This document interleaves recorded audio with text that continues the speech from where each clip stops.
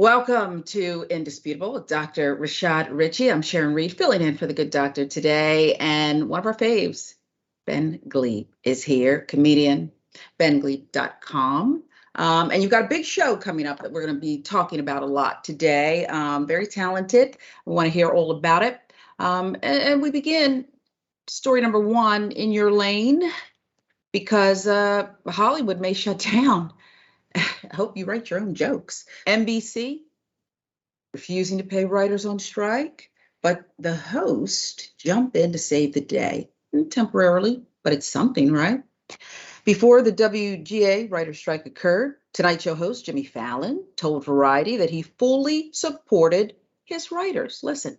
I wouldn't have a show if it wasn't for my writers, and I support them all the way. They got to have a fair contract, and they got a lot of stuff to iron out, and hopefully they get it done. If there is a strike, do you go dark?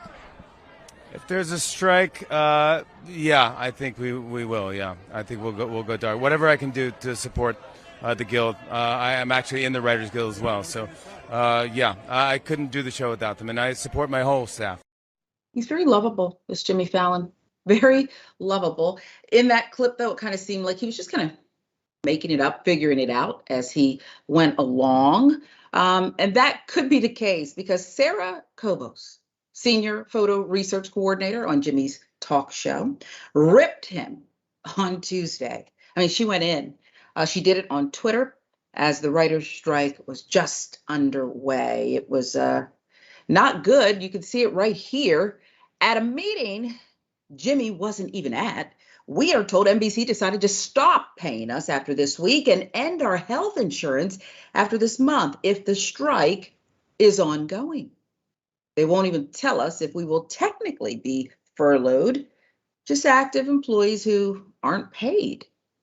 However, this morning, she was back on social media posting good news regarding Jimmy Fallon and the Tonight Show staff. Sarah says here, I have a very good update. We ended up having our production meeting this morning, too, and Jimmy Fallon was there. He got NBC to give us a second week of pay, and he will be paying us himself for a third week. We also are going to have health care extended through September. Solidarity. Okay? So, quick turnaround. Just like that. They'll be paid for some time. She would tweet that Seth Meyers would cover his staff as well, and she would retweet a video of former Jay Leno passing out donuts to WGA members on the picket line. You can always count on Jay, right?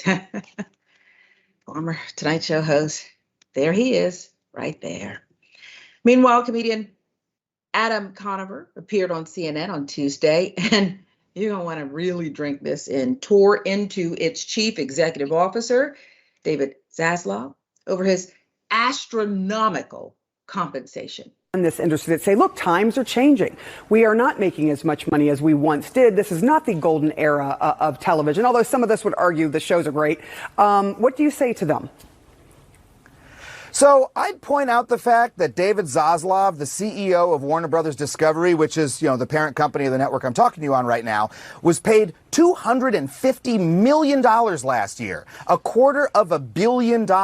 That's about the same level as what 10,000 writers are asking him to pay all of us collectively, all right? So I would say if you're being paid $250 million, Ted Sarandos made about $50 million last year.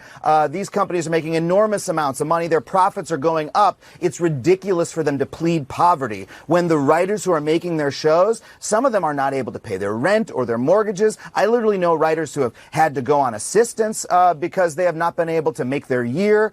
If you look at these companies, they're making more money than ever. It's the people who make the shows for them that are making less. Okay, now if I'm Sarah Seidner, I would have just left. He's on a solo shot. I'm out of there. Had to go to the bathroom, an emergency, something. But I'm not staying to respond to that. But that was beautiful. So what shows are affected by this strike? The most immediate impact of the strike will be seen in those late night shows, which are written daily to pivot off current events. Late Show CBS, Jimmy Kimmel Live, ABC, The Tonight Show, NBC, Late Night on NBC, and Comedy Central's The Daily Show have stopped production. Plan to run repeats for the foreseeable future. It's less certain how daytime talk shows would be affected as they lean more into host chats and interviews. ABC's The View uninterrupted during the last strike in the 2007-2008 season. That's the reporting from CBS News. Now, when it comes to scripted dramas or comedies, it would actually be quite a while before a normal viewer would see a difference. Alex Weprin, media and business writer at The Hollywood Reporter, telling CBS News, there are a lot of episodes that have already been shot. They're banked for later use. There are also some scripts that have already been written for some of these shows. The menus, Netflix, Amazon Prime, they will look no different next week, but they could change months down the line. The AP noted, if a strike lasts through the summer, full schedules for scripted shows and films could be upended. With the walkout long anticipated, many studios rush to finish projects and create a backlog to have enough content for the short term. Netflix has said it could turn to overseas series to fill some of the void during a strike. We've got ourselves ready. We've had a lot of content that's been produced. David Zaslav, $250 million. Chief executive of Warner Bros. Discovery said last month, so he's prepared. Other guilds up for negotiation. Brace yourself, folks. It could get worse. Contracts for two other major unions, the Directors Guild of America, SAG-AFTRA, which represents actors, expire in June. Both negotiations are likely to focus on similar issues around the business model of streaming. Reporting from the AP. WGA is set to begin negotiations with the Alliance of Motion Picture and Television Producers May 10. So, Ben, a lot is going on. This is your wheelhouse. You would think that if just like that, these night shows that we love and are just staples in American homes and really all over the globe go dark because the writers say, yeah, we're not coming in today, that they would have more leverage and this could have been avoided.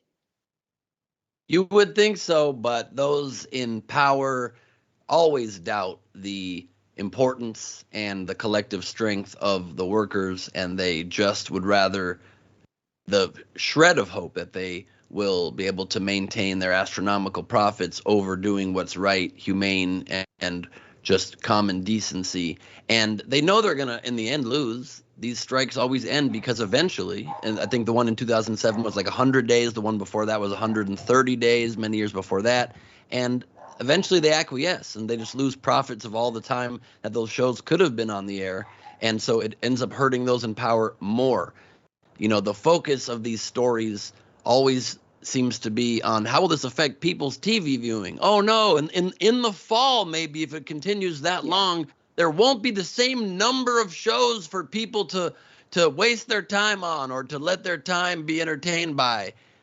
That's not the issue. The issue is fairness. Doesn't matter the industry, if it's teachers, if it's rail workers, if it's screenwriters, TV and film writers. People need to be paid a fair, reasonable, even generous, dare I say, wage that they can exist on. You know, I was briefly a provisional member of the WGA back when I wrote the Radio Music Awards in 2001. I am a very active and current member of SAG-AFTRA. I have fought to make my productions union productions. When I was offered my game show Idiot Test, I refused to accept the contract unless they made it a union show for on-screen talent, and was successful in that. And that was a big pillar of my campaign when I ran for office. You have to be able to believe in the power of unions. It's the only power that people have against those in power. You know, Conover made an interesting point, and I love him. He's so great, and Adam ruins everything. But he also slightly underphrased something.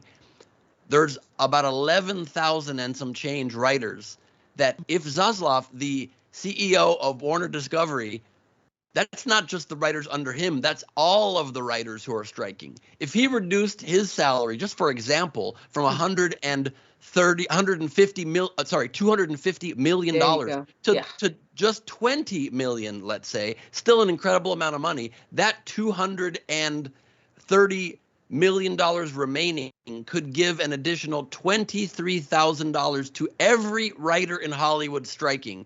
they would be good then. They would be having their needs met, and this guy would still be making $20 million a year. And that's just one CEO, not all of them. If they all chipped in and reduced their salaries a reasonable amount, they would be all good. But they won't do that. They're going to take it from other places. The demands are so reasonable. The writers are asking for 2% of profits to go to the people who create the worlds, who write the words that come out of the mouths of the people that you love so much, who, all respect to actors, I'm an actor myself, they just say what other people invented. It's not as important as the writers who create the world, and yet they say no. They say, please promise you'll never use AI to write scripts. Keep actual humans writing shows for humans. They say, hell no. Well, the strike happens, and we'll see what happens after that.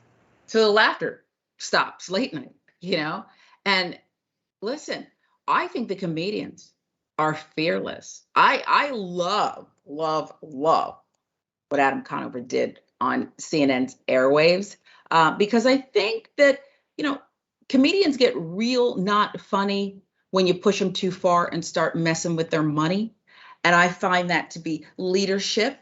And you're right, things are so far out of whack and so far off balance that you leave us no choice, is what the writers are really saying, right, Ben? That yeah, hey. Just look how unfunny I was right there, Sharon. That is all the proof you need. And the SAG contracts, I know you're going to cover that, and the DGA contract, the Directors Guild are going to be up, Screen Actors Guild and Directors, in June, and we may have to strike as well. And we'll do that. Luckily for me, that won't affect my bottom line too much because I don't get that much work as an actor. So I'll be happy to strike. It won't really affect my bottom line, but it does affect the bottom line of struggling actors out there everywhere. And you're right. Thank Jay Leno for being out there passing out donuts. The man has gone through 2 serious accidents recently. He's like an X-Man at this point. He regenerates his bones, his skin. It's incredible. I don't know how he even holds a box of donuts. Hey, you go. Here's a little donut and someone's everything with you. A good guy. You're just missing the chin. Other than that, it sounded just like him. It really did. Thank you, Sharon. I know. And then little cars. He had all those little cars. I ran into him in Hollywood one time. You said this will end. Good man. He's a good guy, right? He sent me a video for my birthday last year. He's just an incredible guy, so I could show it on a virtual show I did. He's a very nice man. Yeah, he is. And you can tell he loves this work. And a lot of people love this work, and they're just asking for fairness. You said this is going to end and things will start moving again. But how long do you think it's going to take? It's a tough one.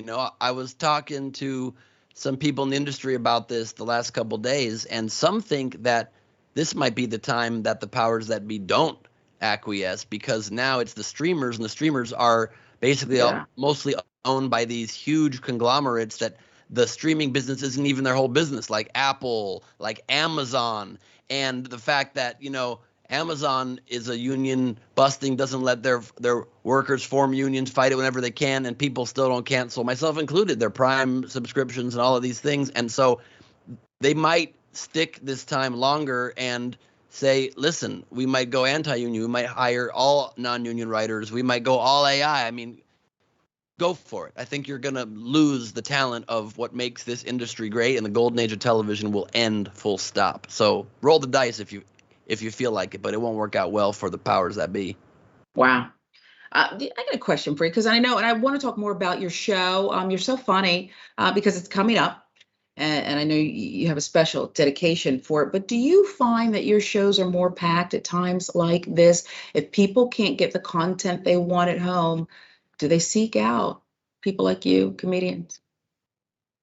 I think that has happened in the past. I remember during the last writer's strike, I think it was good for comedy clubs, and that's fine. People do need to find their entertainment fix wherever they can. This is a stressful world, and people do need escapes from it.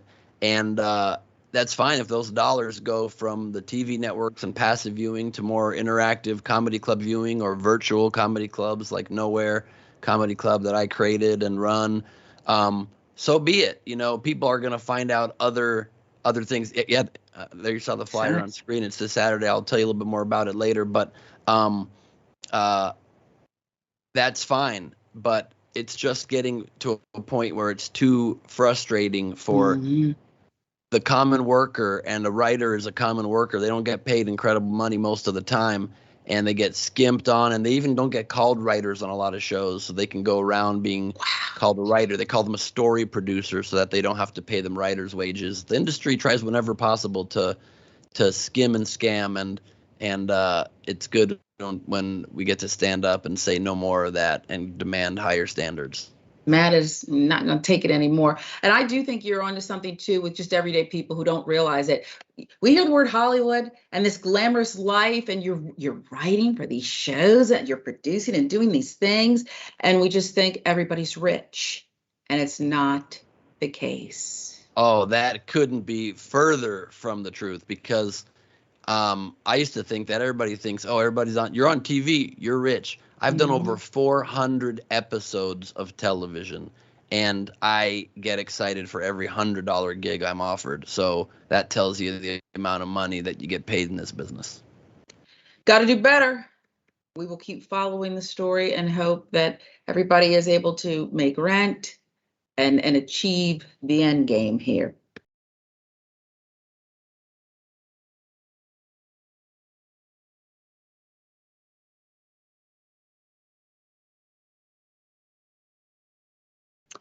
We got to talk about Tucker.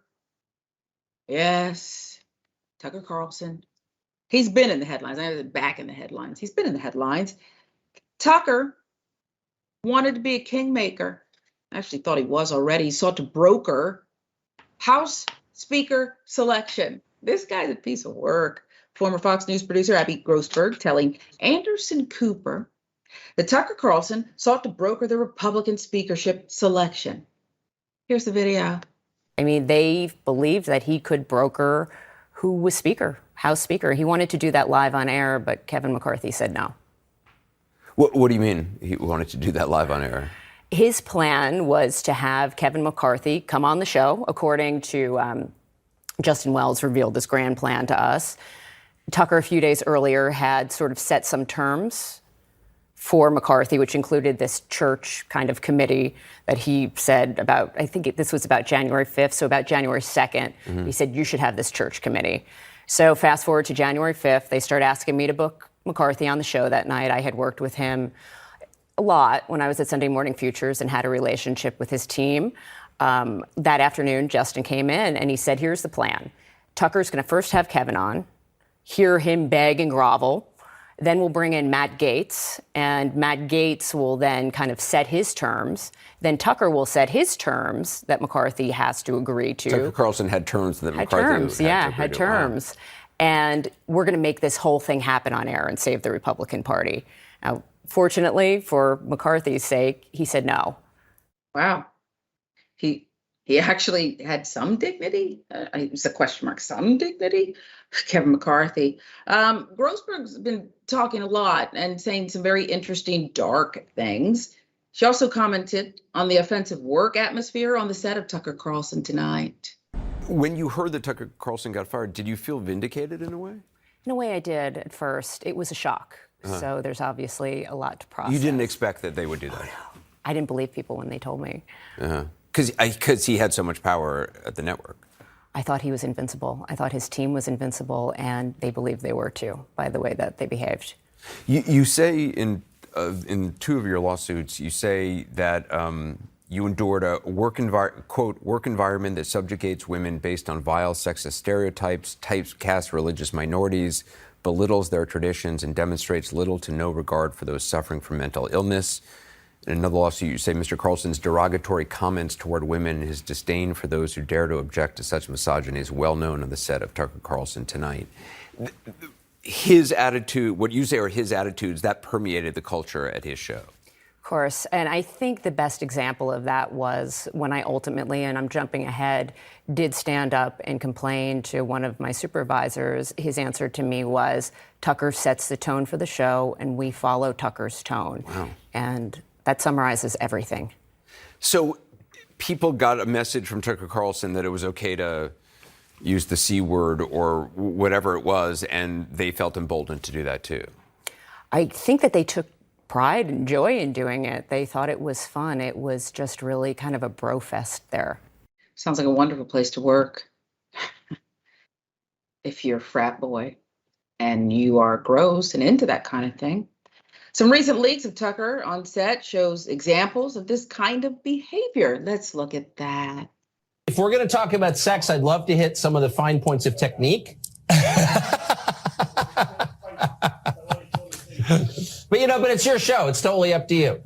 We can certainly talk about your sexual technique, especially after your tanning testicles last week. You wouldn't? Okay. I'm not, you know what? I'm not qualified on that score, I will say. I thought his girlfriend was kind of yummy. Just kidding. Just kidding, in case this is being pulled off the bird. Yeah, the bird. Hey, media matters for America. Go yourself. That's the first thing I want to say tonight. Second thing is, totally kidding. I don't even know what his girlfriend looks like. And if I did, I would not find her yummy. Well, I feel great. I can never assess my appearance. I wait for my postmenopausal fans to weigh in on that. So, Ben, I don't know how old you are, it doesn't matter, but surely at some point you've taken someone under your wing, someone who's perhaps immature or saying dumb things in front of people, women, whatever, being disrespectful. And you had to pull them aside and say, might want to cool it. What do you do with a guy like this in a work environment?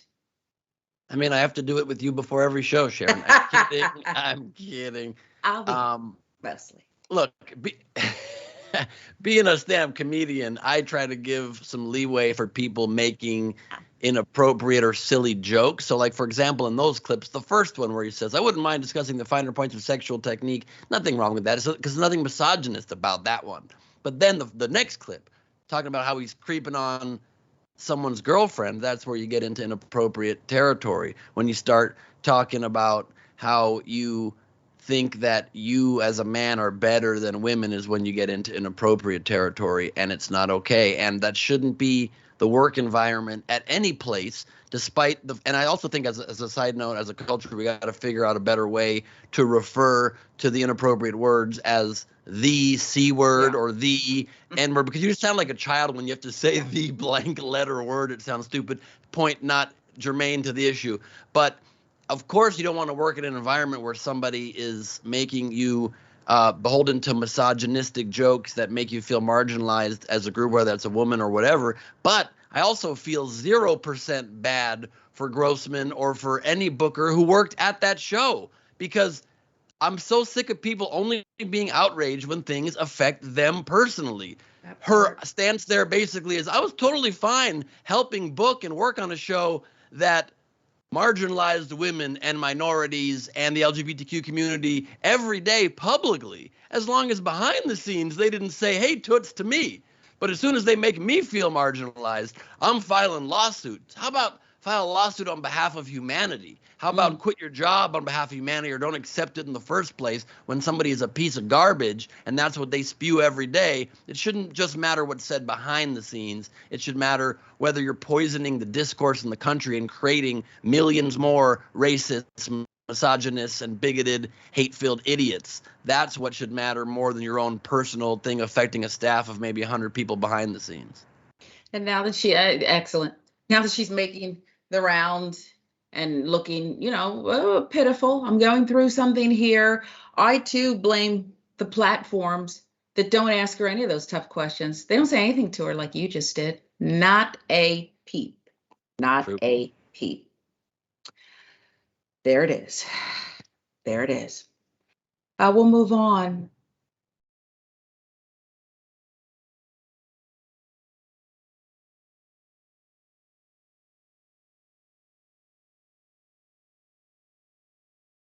The district attorney will not charge the cop involved in Tyre Nichols' stop. How could this be?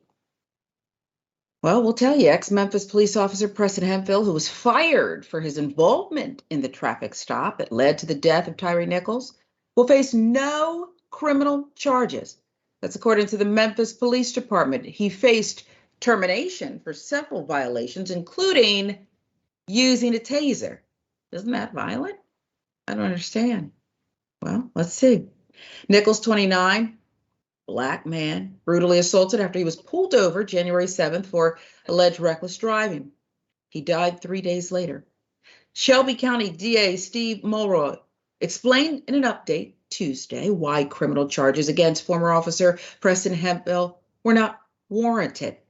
Shelby County, Tennessee District Attorney Steve Mulroy says, by no means do we endorse the conduct of Officer Hemphill at the first traffic stop, but we do not believe criminal charges are appropriate. He continues, Hemphill was at the scene of the traffic stop, but was never present at the later scene where Nichols was seen on video being punched and struck with a baton. Mulroy said Tuesday that in reviews and analysis of body cam video, Hemphill appeared to be trying to deploy the stun gun because he saw Nichols was not fleeing towards the neighborhood, but was in fact heading towards an open car door of a police cruiser. Okay. DA Mulroy also added that he consulted with the Nichols family, their attorney, Ben Crump, who said they both supported the decision to not press charges. He read a family statement from Attorney Crump on behalf of the family that said, we understand that this individual has been fully cooperating with the investigation and has promised to provide substantial cooperation going forward. In light of this, we are supportive of no charges for this individual. It is our deepest hope and expectation that justice will be served fully and that all who had a role to play in this senseless tragedy will be held accountable. So the DA needs to get the corn cob out of his mouth. It's what Crump said, right, Ben? That's really what's going on here. Not warranted. The chart, we analyzed the body cam foot. None of that's it. Stop. The reason there are no charges here is because this ex-cop has decided to tell on the others, cooperate fully. Am I wrong? I don't know. I think that is definitely part of it, and that's the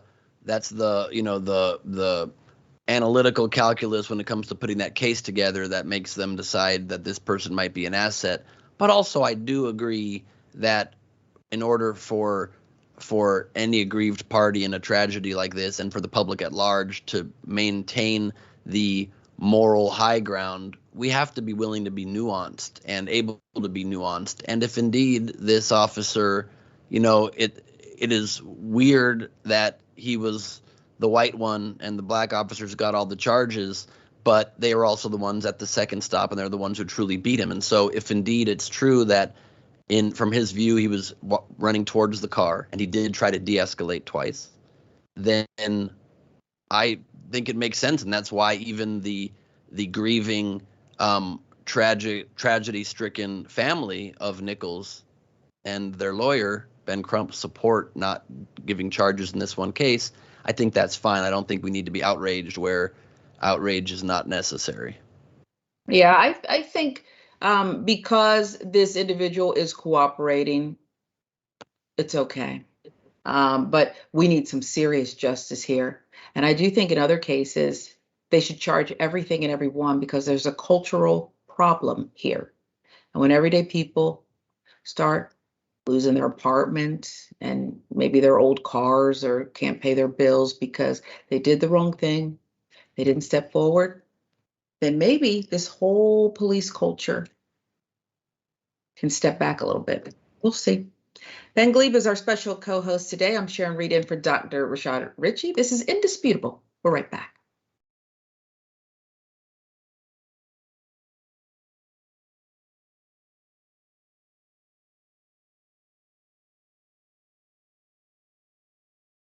Welcome back to Indisputable with Dr. Rashad Ritchie. I'm Sharon Reed in for Rashad today, and Ben Gleib is our special co-host, and you have another brilliant special coming up this weekend. Tell us all about it. And I want to know, do you prepare right down to the wire, or do you, this is put to bed and you're rehearsing? This show luckily has no rehearsal. It's called Gleib Off the Top, Crowd Work and Improvised Madness. Oh, wow. It is fully improvised. I do a 2-hour plus show typically. Maybe it'll be a little shorter this weekend. I don't know. But it is a really fun show, out of the box, unlike anything that you've ever seen, really. involves some technical aspects I need to prepare in advance, but generally it's just a improvised free-for-all, very interactive with the virtual audience that gets a ticket. We see and hear you, you see and hear us, and you can get a ticket to it at bengleib.com, and it's a very special one this Saturday. Because, as I've mentioned before on the air, and Dr. Ritchie loved that I had my dad on as a special guest twice on the show as my special quote-unquote celebrity guest, and he got to try his hand at improvising, but he always wanted to do that his whole life. And my dad very sadly and suddenly passed away about 2 weeks ago, and so I'm going to be making a tribute to my father during the show, and maybe showing a clip or two of when he was my guest on it.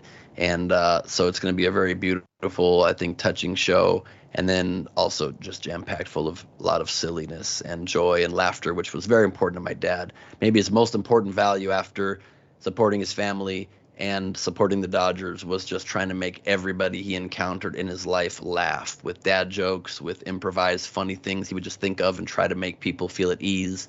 He was known for making people's anxiety melt away. Mm-hmm. And so that's something we're going to try and do again this weekend. I think you will do it. Yeah, you will do it. And I feel like, not overstepping, but like your dad will be right there with you, making it extra funny, extra special. You've been on our minds. And so we wish you and your family the very best. And we want people to go see the show. Got to go see the show, because that must be the most difficult feat to carry out, because you can't tell. It's not like there's people planted in the audience that you can play off of. It's just, you just can't have blank out. You got to just go for it. Seat of my pants is how I run this show, and I've always called it an escape from the craziness of the everyday world. So we fight the good fight during the week and try to stand for what's right, and then on the weekends, once a month, we gather in Madtown, and the Mad Ones, who are my fans, come out, and we just literally have an experience that exists in another plane. It's just this weird, improvised, strange world. So if you want to join us, tickets at bengleib.com or nowherecomedy.com. I think you'll really enjoy it. All right. Well, we wish you the best of luck. We'll do it a couple times for people. They need to take a note and can get their tickets. Speaking of a strange time, weird, in the worst kind of way, I wish you Karen would. You want to call the police on them for having a barbecue on a Sunday. I feel free! Back off! I'm going to tell them there's an African-American man threatening my life. I am not boxing, and I'm ready! This is a tough guy right here. Be careful. Be careful.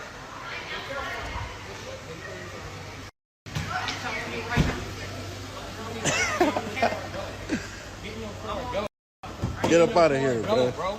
Get in your car and go. Quit being on this dumbass security trying to save you. Been trying to save you. Leave. God bless you, man. Get in your car and get out of here, man. God bless you, man. God bless you, man. Just go ahead and get in the car and make it home safe. God love you. Make it home, man. For real. Car, just make it home safe, buddy. And you know, someone doesn't want to fight, Ben, when the most activity we see is this guy moonwalking backwards. Okay. He had to be sweet talked back into his vehicle. It's okay. You just go. You're good. You're good, but go. Okay. But the stance, I do need you to analyze it, because I'm not a fighter. I'm a lover. But the stance on this Karen was comical. And I felt like the other gentleman who said, I'm not going to fight you, took one look at him and said, I'm out of here. That was the dead giveaway. Yeah, I think he realized very quickly that this would have been too unfair a fight. He would have beaten this guy too quick. I like the Cowardly Lion comparison there. I mean, this guy's stance looks like early video games. It looks like early Mike Tyson's Punch-Out or Mortal Kombat on the original Nintendo. It's like a very pixelated kind of a vibe. Yeah. But this is one of the great videos and the great de-escalations. I hope most fights end up just being like this, a guy approaching and being like, you don't want to do this, get in your car. And the guy having to save face by just standing there and pretending like he's still thinking about fighting when really all he's thinking is, how long do I have to stand here before I get in my car to not look like a totally emasculated idiot? He probably will be driving home and taking Tucker Carlson's advice immediately and tanning his testicles as soon as possible just to try to regain some manhood. Can't unsee that now, but thank you. Yeah, I'm happy with the way this one ended. And you know what? You just want to hug all of them. I just want to hug all of them and say, you know what? Stop. You're not built for this. Don't do it.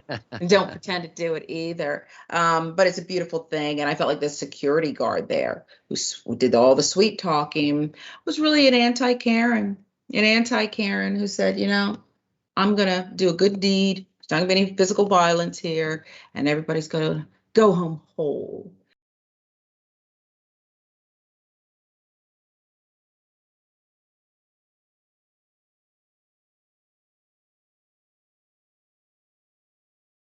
I want to see more as these anti-Karens unite. You're screaming at employees at Walmart. Get out of here. Not racist. Yes, it is. No, it's not. The United States doesn't have an official language, jackass.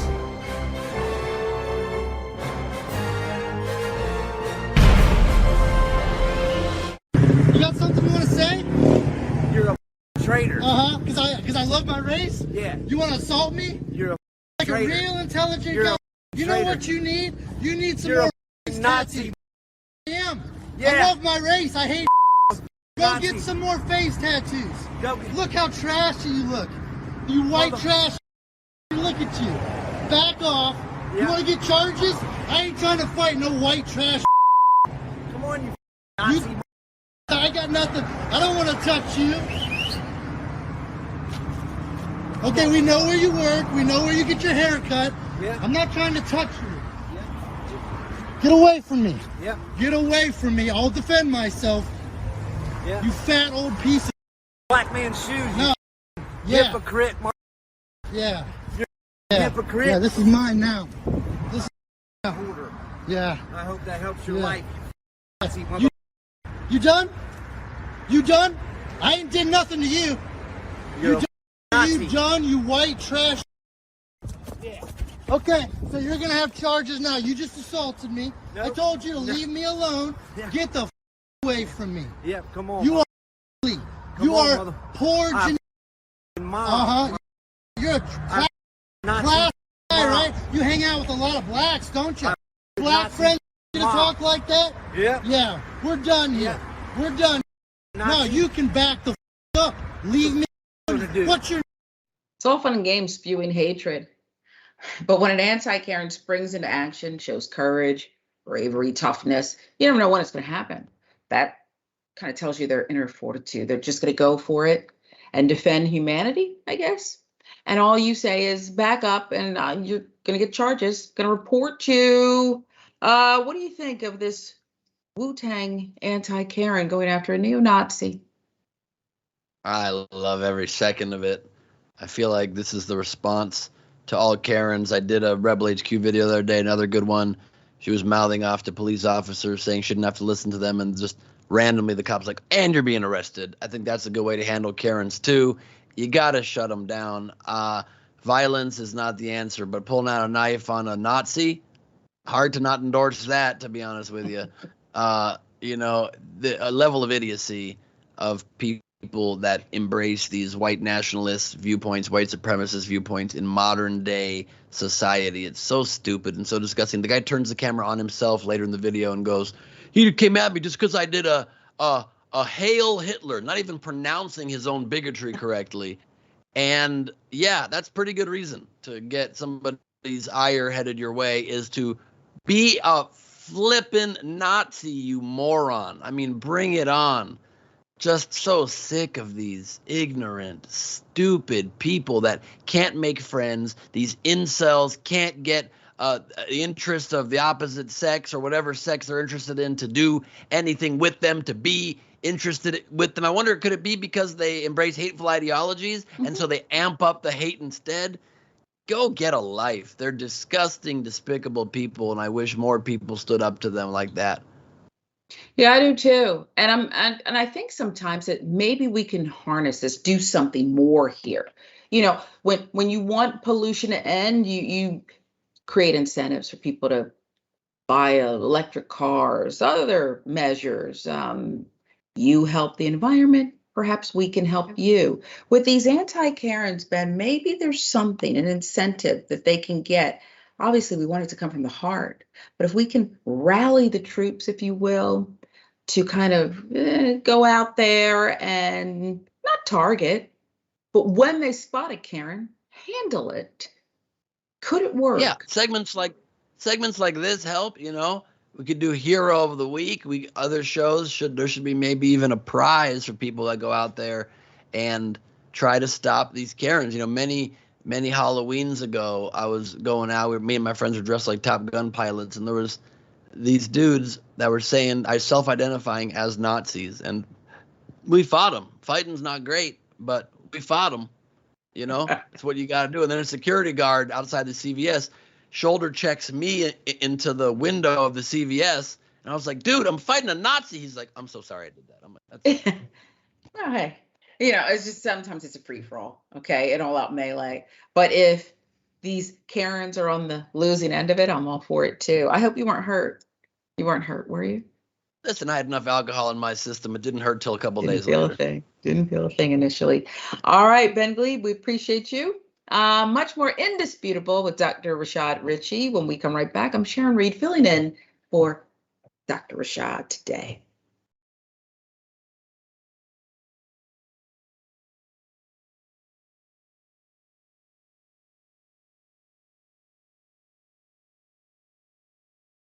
Welcome back to Indisputable. I'm Sharon Reed in for Dr. Rashad Ritchie today. Ben Gleib is our co-host. Let's get you some viewer comments. Number one, about the DA who will not charge the officer involved in the Tyre Nichols stop. This is the officer who was brandishing a taser. District attorney there saying, we're not going to charge this former police officer. TYT member Jonathan says, by not charging him, you are condoning it. Okay, remember, he is also a cooperating witness, apparently. Mickey C., the Silver Dragon, has this to say about the writers on strike and the host providing aid. $250 million in 1 year. That's the Warner executive. More than most people make in a lifetime. How much did he make last year, the year before? Not enough to carry him through this year so the writers can be paid? Earning hundreds of millions and whining and crying because their astronomical salaries mean the show doesn't earn as much. That's really what it is. And the Wu-Tang anti-Karen confronting that neo-Nazi on the street.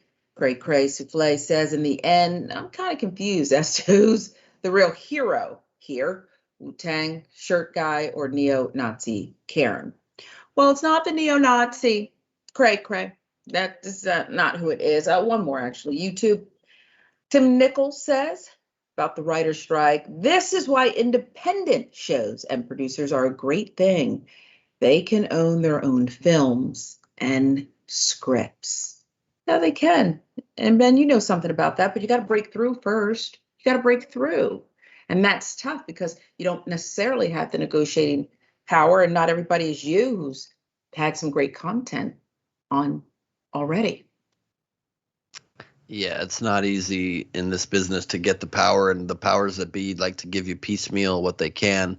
That's why at least the internet had the great promise of democratization on that. And then you got platforms like YouTube that then go to these get bought by Google, and then you got Twitter that gets bought by Elon Musk, and you got TikTok that's going to probably be banned because it's China mining our data, and you've got Facebook that Zuckerberg shows time and again is all about protecting the wrong interests and not doing enough to safeguard people and be a platform where just good quality content can rise. So it's very hard to get the word out there these days. You got to love it. You just got to love it and pursue it, like you said. There's this story. Professor fired over teaching of racial justice.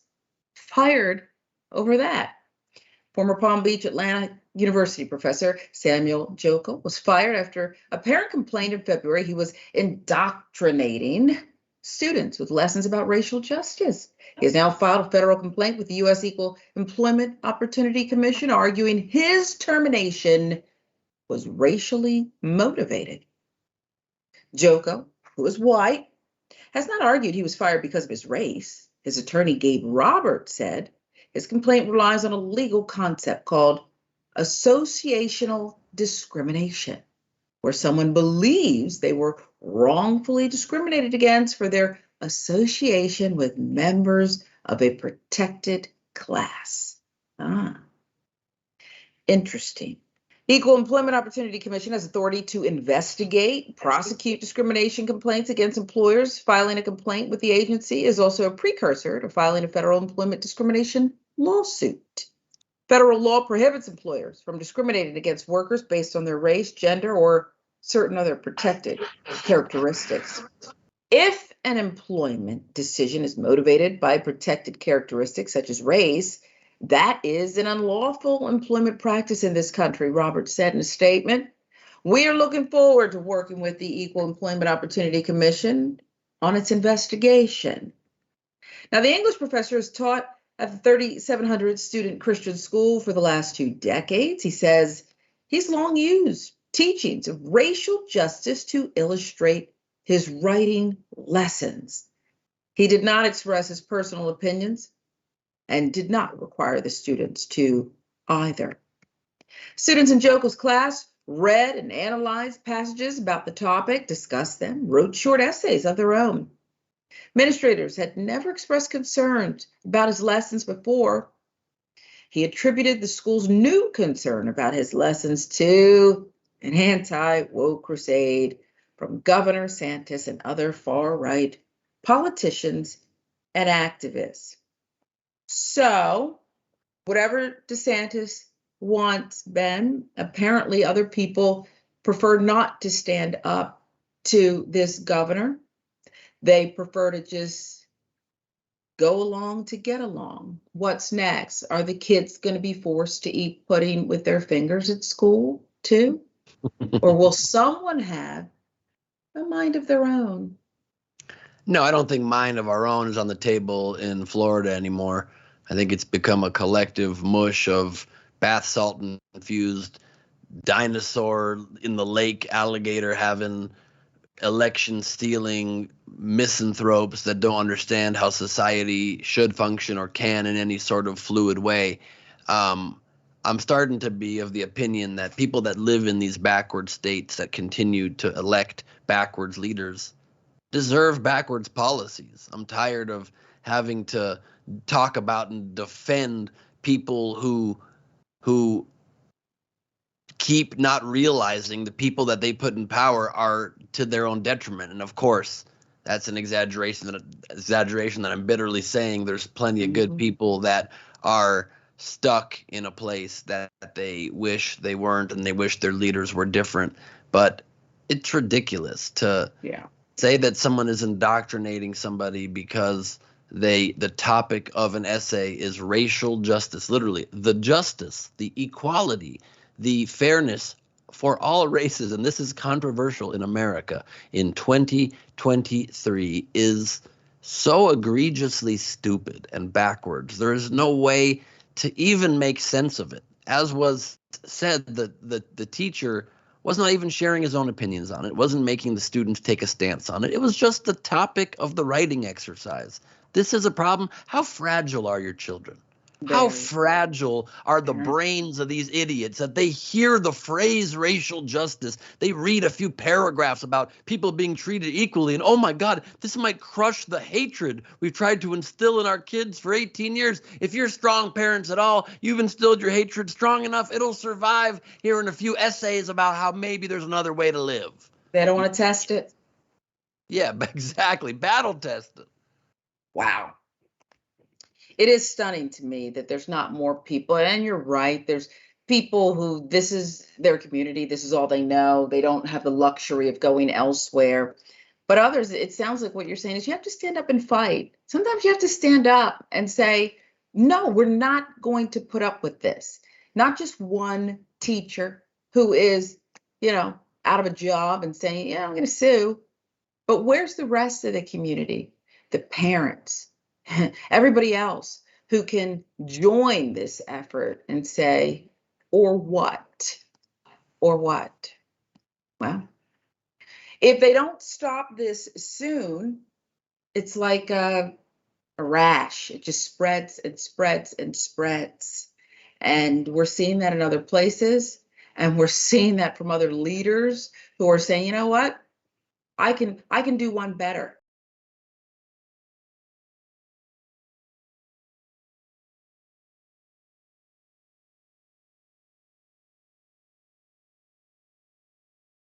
Oh, there's one. Yeah, we're talking about you, Governor. You think that Clifford, the red dog, is indoctrinating kids. Okay. Now imagine if you're throwing this in your improv special on Saturday night. What if he's there? Huh? Can we just stop electing idiots? Can we stop electing tiny-brained idiots? He won't be there. He wouldn't be able to figure out how to use Zoom. I mean, these people that are our leaders are just moronic in every way. He thinks, please share the details, but he thinks a cartoon dog on PBS is indoctrinating people. Sharon, take it away. Well, there it is. And that is our headline as we give you more details supporting that thesis, I guess. Oklahoma governor. He's a governor. Wow. Kevin Stitt exemplifies how the GOP are focusing on real pressing matters of national security, such as PBS and Clifford the Big Red Dog. Look at the eyes on that puppy. Why are you attacking Clifford? Last week, Governor Kevin Stitt vetoed a bill that authorized funding the Oklahoma Educational Television Authority, which broadcasts PBS programming through July 2026. Republicans have targeted PBS funding for years, including Donald Trump during his presidency and Mitt Romney as a presidential candidate in 2012. Mitt Romney's doing this too? Shame. Governor Stitt says, why? I don't think Oklahomans want to use their tax dollars to indoctrinate kids, Stitt told reporters on Friday about his decision to veto the bill. Some of the stuff that they're showing just overly sexualizes our kids. What does he mean by this? It's getting creepy. This is getting creepy.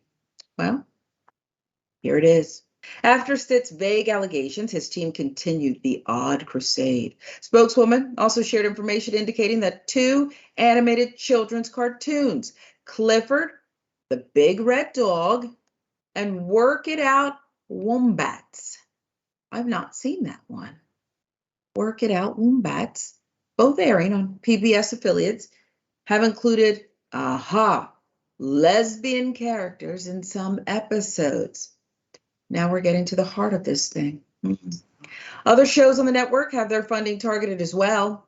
Here are just some of the culprits deemed responsible for brainwashing. Elmo. Oh, not Mr. Rogers. You done took it too far. And Bob Ross. Look at the lineup there. Mugshots? If this governor gets sway. Jahan Jones, founder of the Black Obituary Project, a writer for MSNBC, reported on the whole fiasco. Here he is. Jones added some much needed sensibility to the matter, writing, first of all, if you watch Clifford the Big Red Dog or Work It Out Wombats and think, gee, there's an awful lot of sexiness going on here, that sounds like a personal issue. But fundamentally, Stitt's veto is nothing more than anti-LGBTQ government censorship. It feels like, and yeah, your point's well taken, Ben. Stop electing, I think the word was idiots. But at the same time, this is a coordinated distraction. Is it not? To keep us from paying attention to, oh yeah, we have less and less, and we can't make rent this month. It's a strong point, and I would like to maybe correct my previous statement. Let's stop electing evil people, malintentioned people who are manipulating the idiots and the populace, because you're right, they know what they're doing. These leaders know that Clifford, the Big Red Dog, is not sexualizing children, but millions of people that vote for these people don't understand that. They don't realize that, no, the cartoon dog is not the issue. It's the issues that you're allowing to be the issue that are distracting from what really matters in this country. I mean, look at the horror that they're alleging. Clifford had lesbian characters sometimes. The cartoon didn't have the lesbian characters doing gay things in the cartoon. There weren't graphic scenes. They're lesbian characters just being people. Being people who exist, because guess what? Whether you are comfortable with gay people or not, they certainly exist. And nothing that you believe in your twisted head means that they don't get equal rights or equal treatment or equal exposure in media so that their presence can be more normalized in your bigoted heads. You can hate if you want to. You can hate in the privacy of your own home and have twisted ideas. There's no way we can ever make that illegal. But we certainly can stand up fervently and very forcefully against your idiotic, twisted, bigoted mindset from infiltrating 1 inch of the public sphere. And when that happens, you're done. Yeah. The clarity is everything, and it's well taken. And I think we need to remind people, and we can put up Clifford again. Those eyes are adorable, but let's remember Clifford, born and growing out of a young girl's love for a tiny puppy. The dog grew literally because she loved it so much. That's the moral of this story. It's just about love and friendship. They became best friends. How is that indoctrination unless you don't want people to love and you don't want people to be friends? I'll give you the last word. Yeah, that's a very good point. They are anti anything that softens people's heart. So I think that's part of the issue there. 2 last thoughts. Anybody who thinks that PBS is too sexy really has got to go out to a nightclub and get your dance on or something. You got to get a new wardrobe and try to up the sexiness in your own private life, because it's the least sexy channel in the history of humanity. And everybody that has ever enjoyed any sexy experience in their life obviously knows that. And secondly, to prove yet again, not that we need more proof, but just for good measure, to show how disingenuous this opinion of the governor and all who are anti PBS funding are. He said the sentence, "We think these PBS shows are overly sexualizing our children." Implicit in that sentence, he thinks there's a certain amount of sexualizing our children that is okay. Just don't overdo it. Yeah, I heard it too. And you know what's sad? We've lost our ability to think for ourselves, and this groupthink has taken over. Because you're right, there's nothing going on in the Clifford show or Wombats. Have you watched this Wombats? That show? No, that one I am afraid is going to make me gay. Okay. Well, we'll have to see, because there's going to be tons of people who are running and turning on PBS. They might get the biggest ratings ever to see if this thing is all sexed up. They're going to do that. We'll keep you posted. I love Clifford. This is Indisputable. I'm Sharon Reed in for Dr. Rashad Ritchie. Ben Gleib is our special guest host today. We're right back.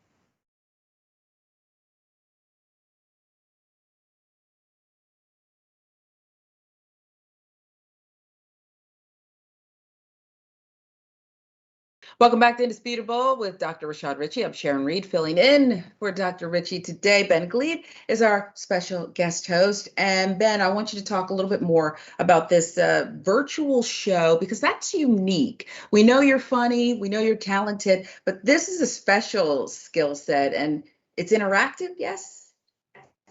Fully, yeah. So during the pandemic, when all clubs shut down, I came up with an idea to kind of reinvent live touring by enabling people to attend a full comedy club experience from your home. So you keep your mic and your camera on, that we produce on top of Zoom, and we make it feel very much like you're at a club. We have a studio that I'm surrounded by 30 feet of videos.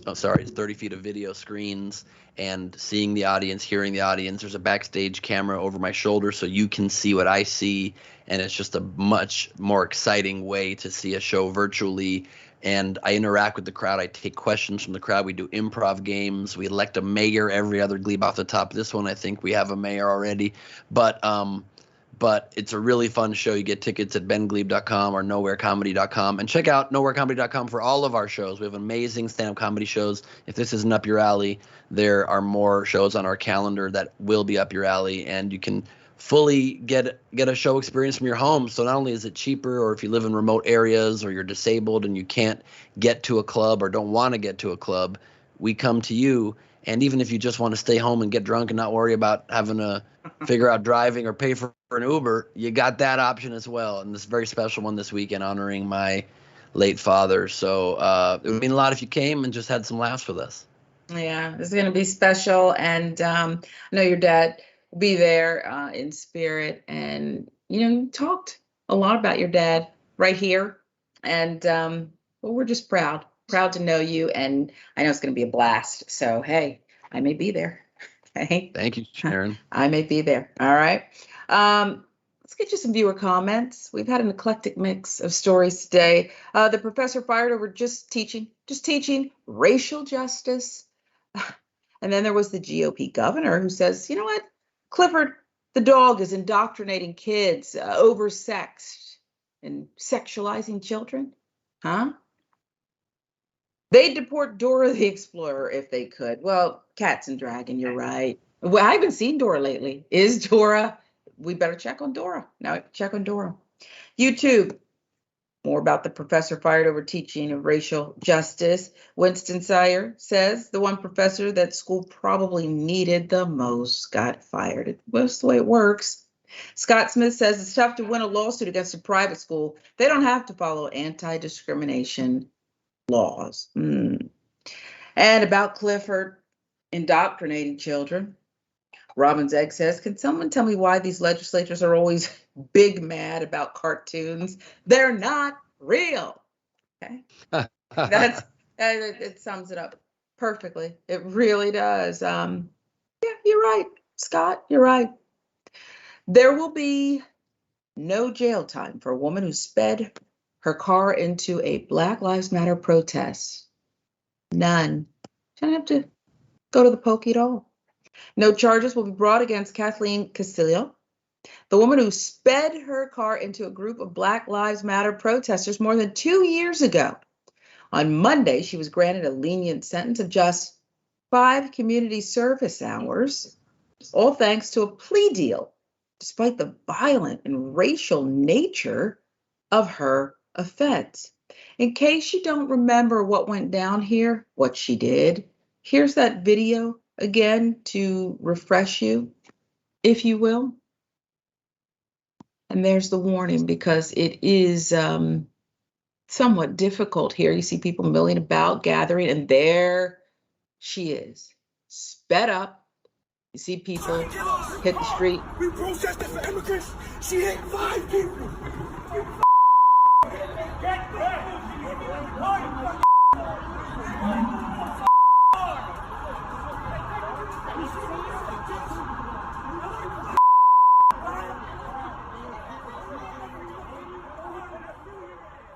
So protesters, just people out and about who ran after her immediately as people were down. Protest was taking place at the Murray Hill section on the east side of Manhattan, a little after 4 p.m. when the car sped and came plowing through. One protester who witnessed the collision said in an emotional interview, she said 2 white women were in a navy blue BMW that hit 6 of our non-violent protesters. The protesters were demonstrating to show support for a group of ICE detainees staging a hunger strike in nearby New Jersey. New York Post reported the Castillo, 53, was previously facing up to 7 years in prison after having been arrested and charged with reckless endangerment for the collision that hospitalized 6. Conspicuously missing from her charges, attempted murder. Not there. Manhattan District Attorney Alvin Bragg, extremely generous plea deal. Castillo struck up with the Manhattan District Attorney's Office will allow her to have the misdemeanor she was convicted of downgraded to disorderly conduct if she avoids any other legal problems while serving out her 5-hour sentence of unspecified community service. Do not understand why. Why? If Castillo violates any of the terms of her plea deal, she could be jailed for up to a year. Castillo previously refused to plead guilty on multiple occasions. The strategy proved successful, with the district attorney's office ultimately slapping her on the wrist. Castillo was notably released on her own recognizance hours after she collided with the protesters and was given a court date instead of being immediately jailed and arraigned. Castillo has said she just panicked behind the wheel because of the aggressive protesters. I didn't see anyone aggressive there. I saw a vehicle speed up, and I don't understand why this Manhattan DA is giving her just 5 days. Why not go to court? Take this thing to a trial. Do you understand any of this, Ben? I don't understand anything anymore. I mean, how does somebody speed up through human beings, send them flying through the air, and get 5 hours community service? We have a stupid, broken, biased, insane system. It's uneven justice everywhere. I'm tired of it. It has to stop, and I don't think it will. I think you're right, and I don't know what's behind it either. And, I'm tempted to say if she looked a different way, it wouldn't be 5 days. And that's with a black DA. I don't get it. Must be something we don't know, or maybe it's just what you said. It's just broken.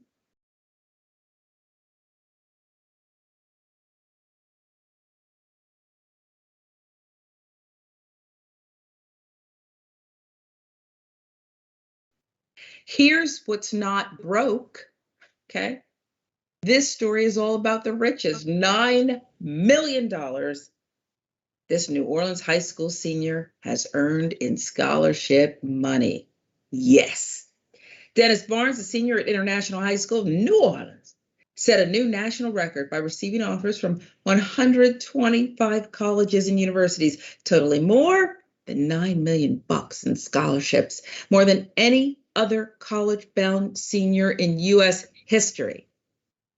Kid's an earner. The school said that Barnes, a New Orleans native, applied to 200 schools across the country and plans to announce his college decision. Well, we should get that decision soon. This month, in the coming days. The amount of offers Barnes received breaks the previous record documented in the Guinness Book of World Records, held by a Lafayette High School senior who received $8.7 million in scholarships in 2019. The school is contacting Guinness to make Barnes' new record official. Barnes said about the application process, I submitted college applications in August with an eye on raising the bar high for college admissions. Decision letters were an overflow in my mailbox and hundreds of scholarship offers, Barnes said. He said that more decision responses are still coming in from other schools. His goal is to reach 10 million in offered scholarships by the end of the month. Kid's incredible. Barnes' impressive academic achievements, maintaining a cumulative grade point average of 4.98, holds leadership positions in the National Honor Society. He is fluent in Spanish, received an official qualification from the Institute Cervantes on behalf of Spain's Ministry of Education, Culture, and Sports. He was also recently awarded the Jose Luis Baños Award for Excellence in Spanish Language by Maria Page, Honorary Consul of Spain in New Orleans. Barnes' plans for the future, what are they? Well, he plans on pursuing a dual undergraduate degree in computer science, criminal justice. He has been dual enrolled at Southern University of New Orleans for the past 2 years, earning college credits while pursuing his high school diploma. Barnes is set to graduate May 24th. There's pride, and then there's overwhelming respect, and I'm sure, I don't know where his parents stand on this, but gratitude look who's not going to have to pay for college. The fact that this incredible student took it upon himself and still wants more. You can only go to one college at a time, but wants to put the record so high, Ben, at $10 million. What do you make of this academic competition? Really of one. He's competed against himself now. I don't know. I'm not sure I like this kid. I think he exists to make me feel bad about myself. I agree. I don't feel like he needs to set goals for stuff he can't even accept. The only way he can, I think, make this worthwhile as a pursuit is if he indeed does go to 10, 15 colleges at once. He could probably handle it. He sounds pretty adept at getting a lot more done than I've ever done in my life by just age 18. So he should go to multiple colleges and collect as many of these scholarships as possible. And then I will change my opinion and I will support his college endeavors. Otherwise, he's just sticking it in our faces. And I'm happy for him. I'm happy for his family. I'm hurt personally. And I feel like I'm a little bit dumber by comparison. That doesn't feel great. You're funnier though. You got That's your own true. talents. You got your own That's true. talents. It You're sounded right. like in the beginning you almost wanted this honor student and scholarship recipient punished for seeking too much. Am I wrong? Listen, I just think he's a little bit too smart and too achieved. And here, I'll prove the point right now. I am funnier, Sharon, but how much money are you going to give me for that funniness? Well, can I get back to you? Because it's been slim pickings lately. And, but I do respect your craft. I do respect your craft. Respecting my craft doesn't pay the bills, Sharon, okay? Oh, boy. Oh, I've got to have that. Well, maybe people can buy more tickets, right? Because what True. you're doing is such a special skill set with this interactive thing. I wonder, do you get people in the audience who try to do too much or outsmart you? Or, suppose Dennis Barnes, this kid who got the $9 million in scholarships, He would be welcome. one-ups you, you know? He would be welcome, and I'll even comp his ticket. I welcome a challenge. People occasionally try to one-up me. It's nearly impossible to do. So if somebody tries to beat me in a battle of wits, they will lose. If somebody tries to just talk too much out of turn, we've got an amazing set of trained virtual showroom managers that will mute you and boot you if necessary. So the vibe at the show will remain nice and smooth. You can come join the Mad Ones at nowherecomedy.com. Get a ticket. Check it out right now. Wait, so they can just lock you out.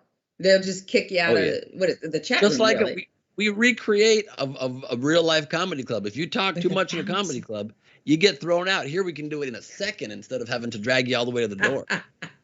And then do you tell jokes about the people, how like when they're being ushered out, and the comedians are just so brutal sometimes, and they just kind of, do this as the people are leaving or after they're kicked out, they roast them. Of course I do. I'm not new, Sharon. Okay. I just wanted to know how I'd be treated, what my legacy would be. One more time. It is this Saturday, 5 Pacific, right? 5 Pacific, 8 Eastern. Tickets at nowherecomedy.com or bengleib.com. I think you can still get the early bird tickets of just $10 if you get them today. So I hope people do that and come join us. And it'll be a nice little tribute to my father as well. Well, we want it to be well attended, and I know it's going to be a very special event, sentimental to you as well. I asked you this earlier, but you said there's no real preparing for this except a few technical things. So you'll get a good night's sleep, and it'll be all good. I can't even guarantee that. I don't need much sleep to function. There's also a post-show VIP from this show, by the way. You can get a VIP ticket, and then we have a really intimate personal conversation with a very small group of us, and that's a little bit more real and a lot less funnier. A lot less funny. Okay, maybe I should sleep more. We could both use a nap. But we appreciate you very much. Ben Gleib, thank you so much. And this is Indisputable. I'm Sharon Reed. It was my honor to fill in for Dr. Rashad Ritchie. See you next time. Welcome to Indisputable. I'm your host, Dr. Rashad Ritchie. What do we do on this show? We tell the truth. You know why we tell the truth? Because the truth is simply indisputable. No ifs, ands, or buts about it. I think the thing that makes her upset over this entire thing is broccoli. Regular ass broccoli, not even the fancy broccoli. That Jamaican thing hit different, don't it? But woo! Karen ran up on the wrong Jamaican brother. We're finally also focusing on the male Karens. A basic white polo and some khaki shorts and a goofy ass hat. Yeah, Karen too damn old lying on a 12-year-old child. You too damn old for that behavior, Karen. This is what it all boils down to. He's like, they're taking our women. Big ups to everybody who supports this program, who supports Indisputable. You make this platform what it is. People don't know that these kinds of things exist, which is one of the reasons I love that you cover things like this. Your oath is to seek justice. Nobody swears to seek prosecution. Seek justice. Try